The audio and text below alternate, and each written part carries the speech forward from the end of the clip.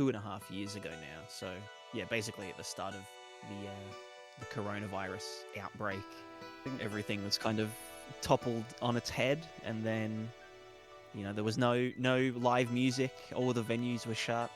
I had too much time on my hands, and then I was like, you know what? I've seen some videos about Unreal Engine, so I jumped in and started learning stuff, and yeah, I just got addicted to it, basically.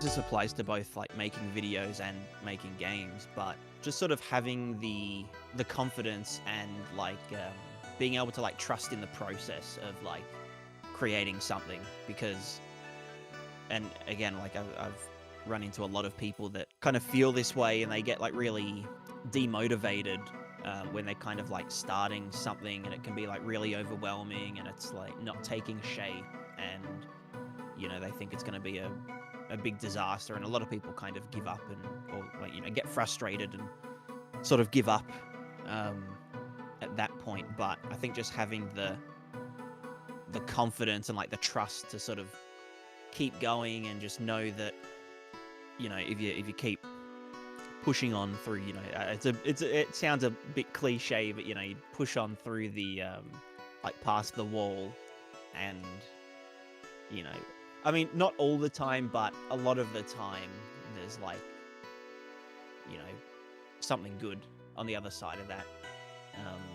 For example, making videos, I'll like spend 2 hours filming something, and then I'll start editing it, and I'm like, oh, this is terrible, and no one's gonna want to watch this, and it's like so much worse than all my other videos. But then I just decided, all right, I'll give it another hour of editing, and then after doing that, it turns out to be one of my best videos of all time.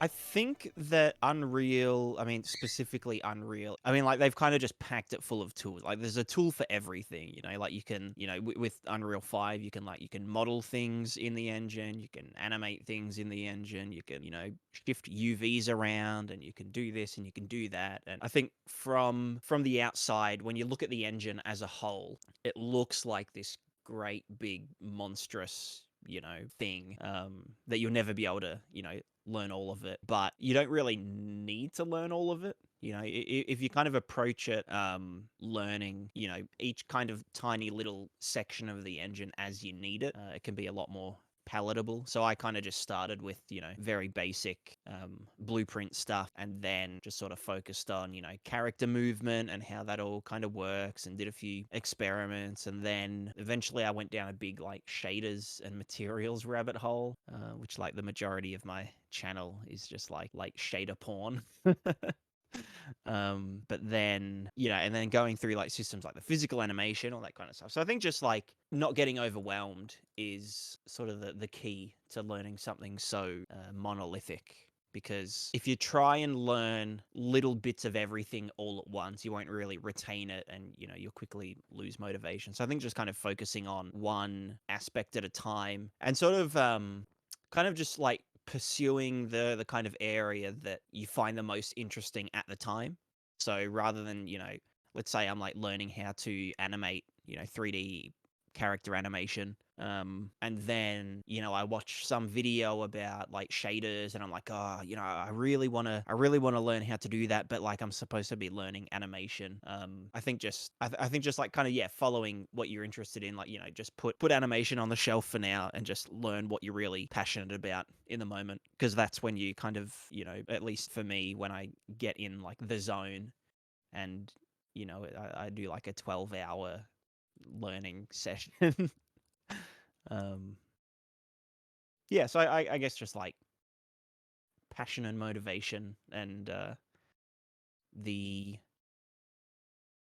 not getting too stuck on a strict kind of regime of I should be learning this, and then I'm going to learn this, and then I'm going to learn that. Just kind of letting it be a bit more free form when diving in deep to stuff.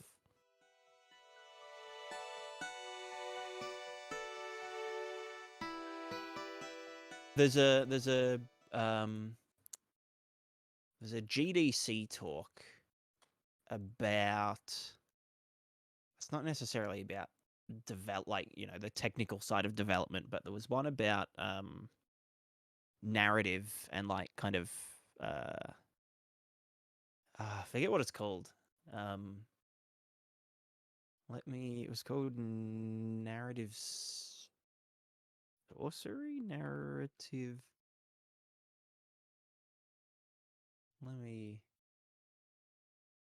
Yeah, yeah. So it was one by John Ingold called Narrative Sorcery, Coherent Storytelling in an Open World, and it kind of just explains his method for writing, stories and like kind of game quests that are like approachable from many different angles.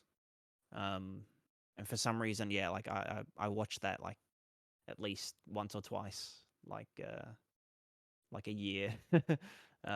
Usually, like I recommend it to someone when I'm like trying to explain like a cool idea, and I'm like, oh, just watch this video first, and I end up watching it um, when I recommend it. But I don't know why that one specifically. I think because I'm a big sort of simulation, open, sandbox kind of person. Um, and there's one more. I guess in terms like if I had to pick like a channel that I keep going back to, it would be Matt Wadstein's his WTF series for like Blueprint.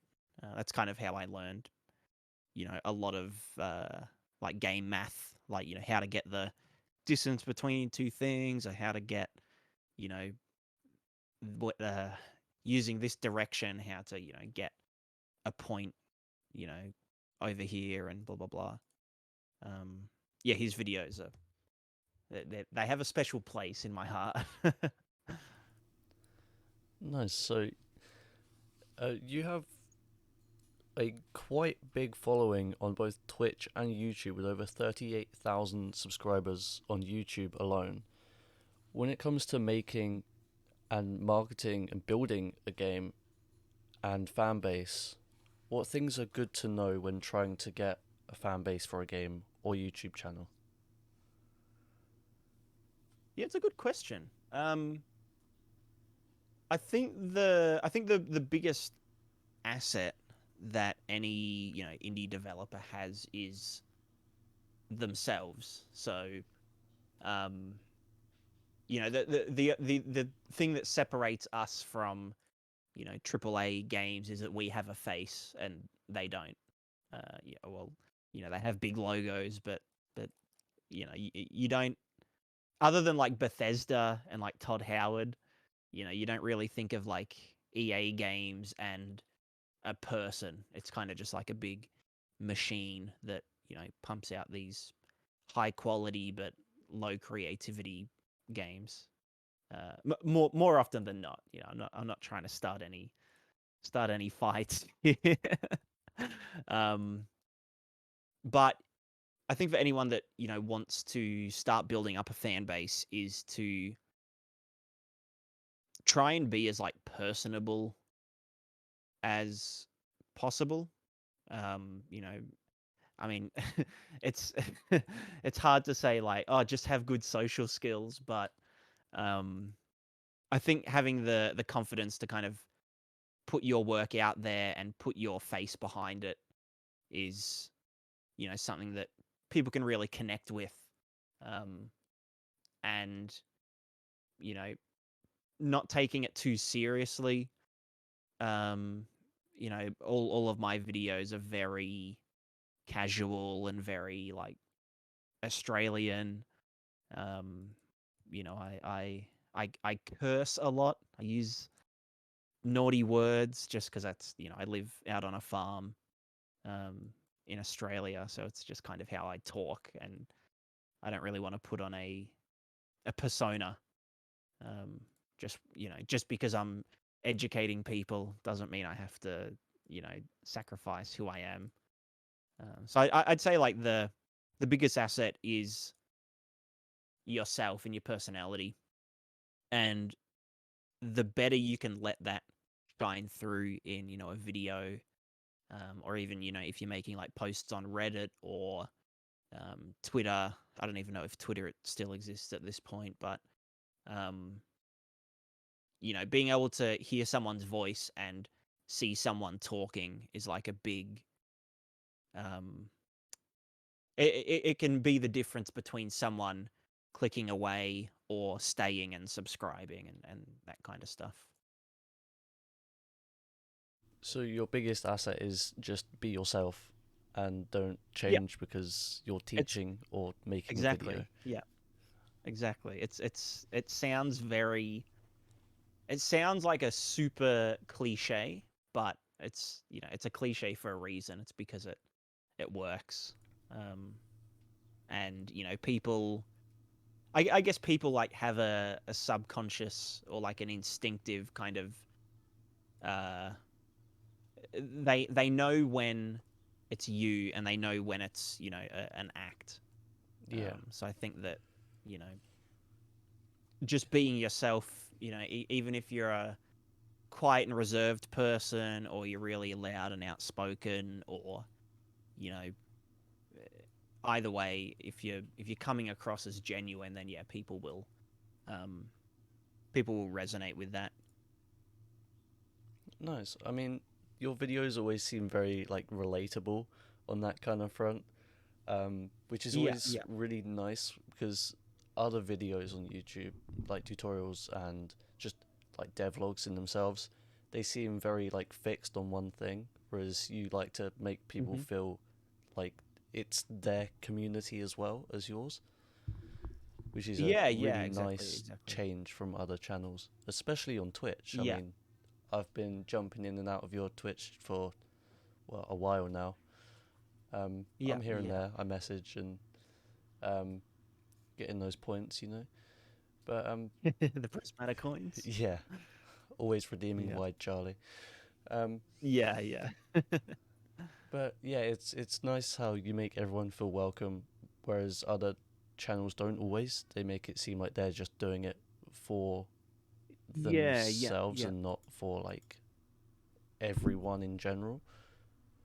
yeah. I also think it makes for a better, like in terms of like the YouTube tutorials and stuff. It makes for a better learning experience because it's more like a friend is showing you, this cool thing that they found out, rather than a teacher kind of lecturing a bunch of students with no kind of like connection there. And I'm not saying like I have a personal connection with every single person, but you know, on like a subconscious level, it's kind of just easier to accept and retain information from someone that is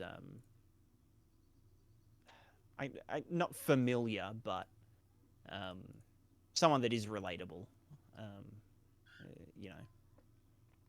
Yeah.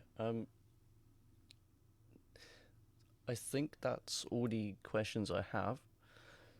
Hmm. So Hmm. I mean, yeah,